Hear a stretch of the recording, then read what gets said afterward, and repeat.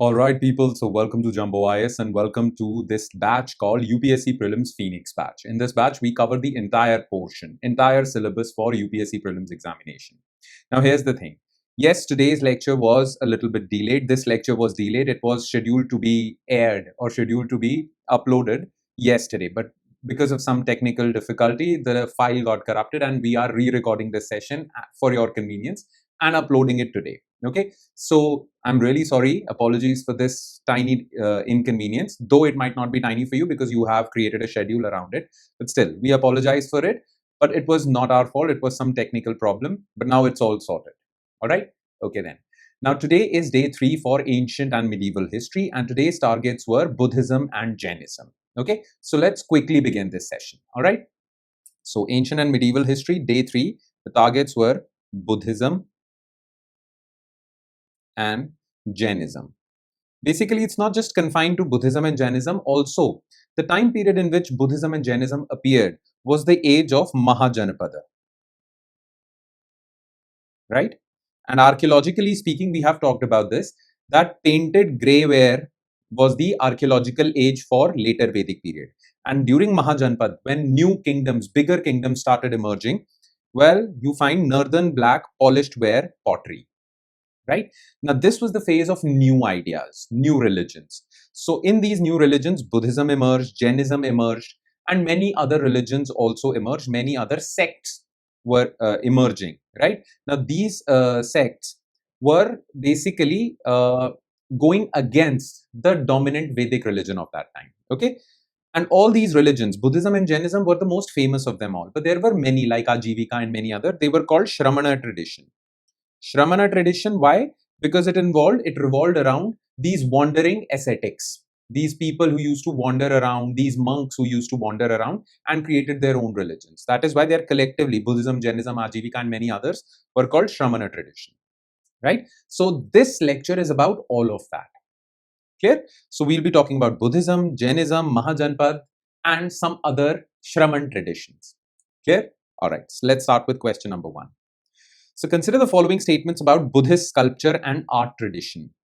With the advent of 1st century of Christian era, that is 1st century CE or AD, image worship of Buddha started.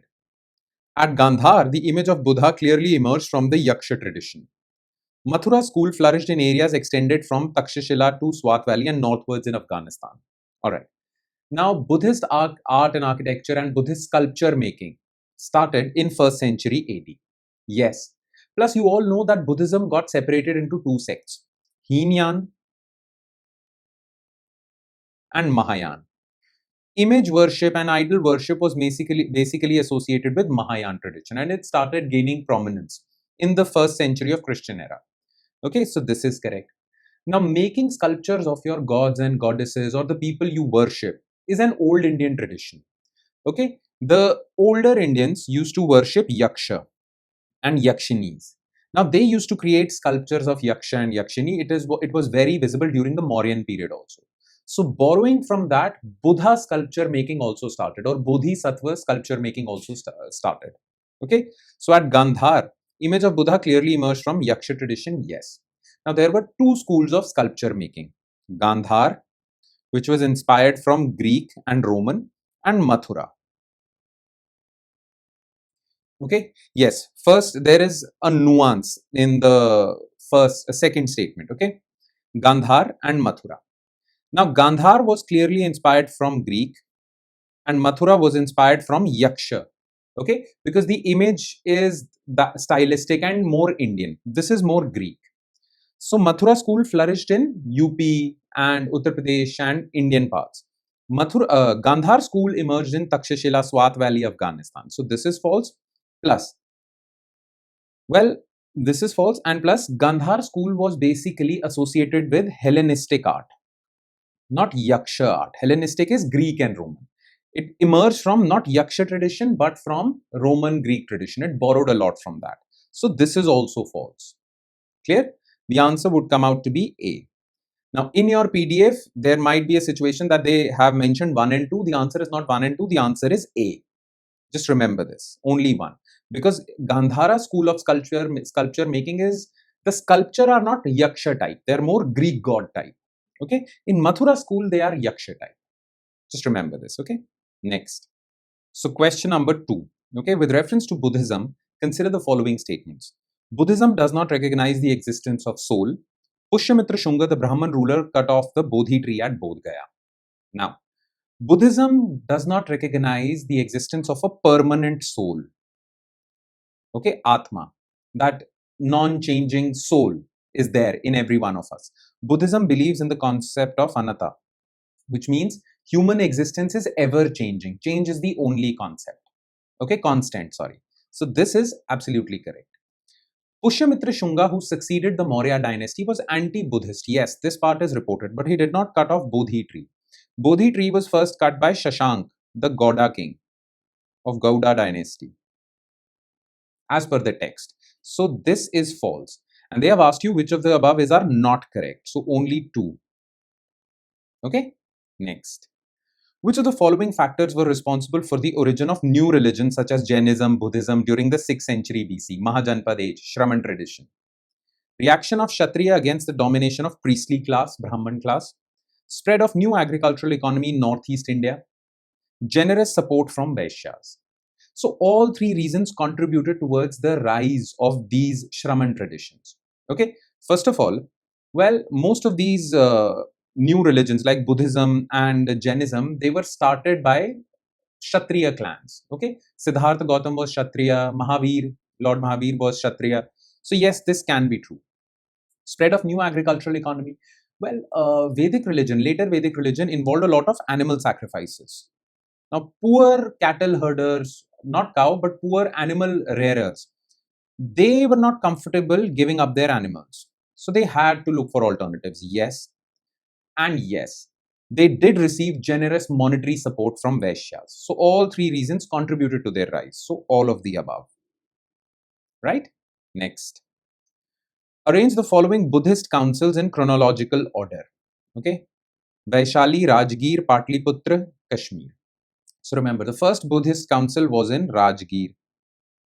This was 483 BC. The second Buddhist council, just a second.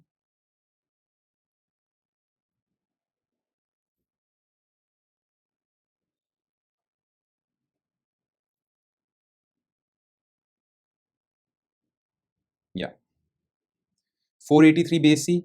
The second Buddhist council was in Vaishali, 383 BC. The third Buddhist council under Ashok was in 250 BC. And Kashmir was in 73 AD. Kanishk. So the answer would be 2134 B. Alright, you should remember the chronology of Buddhist councils. Next. Which one of the following is the most fundamental difference between Mahayana Buddhism and Heenan Buddhism? So Heenan Buddhism, also known as Theravada, well, basically was related to original teachings of Buddha. But under Mahayana Buddhism, new elements came about. First of all, Buddhism promoted local language, but Mahayana Buddhism started promoting Sanskrit. Idol worship, that also came about in Mahayana Buddhism. Plus, Heenan or Theravada considered there is no concept of God. Buddha and many other saints were humans who achieved higher self.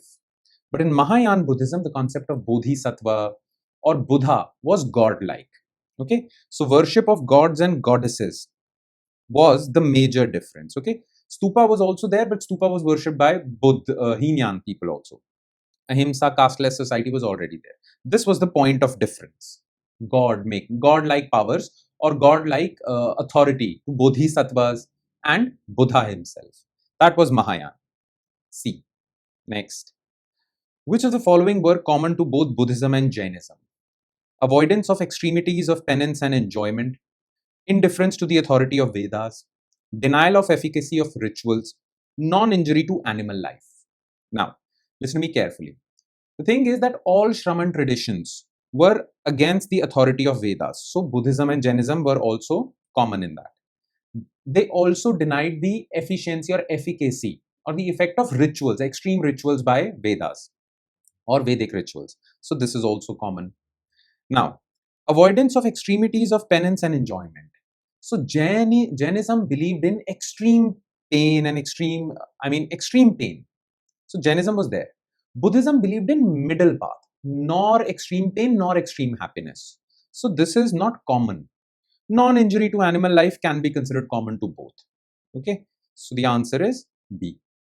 Though non-injury to animal life was a bigger Jain principle, but as per the options, this is the most suitable option. Clear? B. With reference to Jainism, which one of the following statements is correct? Jainism was spread in South India under the leadership of Sthulbhadra or Sthalbhahu. Jainas who remained under Bhadrabahu were called Shvetambras. Jainism enjoyed the patronage of Kalinga king Khadavela in the 1st century BC. In the initial stage, Jainas worshipped images like Buddhists. Now, which is correct?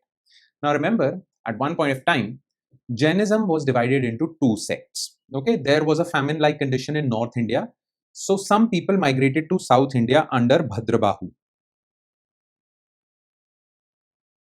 They were called Digambar. Okay, they remained naked and extreme penance was there. The ones who remained in North India were Sthalbahu or Sthulabhadra. Sthalabhadra. There is difference in pronunciation because of Prakrit and Sanskrit. So Sthalbahu, Sthulbhadra, they were called Shvetambras because they started wearing white cloth. They were not naked. So Jainism was spread in North India by Bhadrabahu. Jainas who remained with Bhadrabahu were called Digambara. Yes, Jainism was patronized by the ruler of Kalinga, Khadavela in the 1st century BC. This is correct. And Jains never worshipped images. So the answer is C. Clear? Next.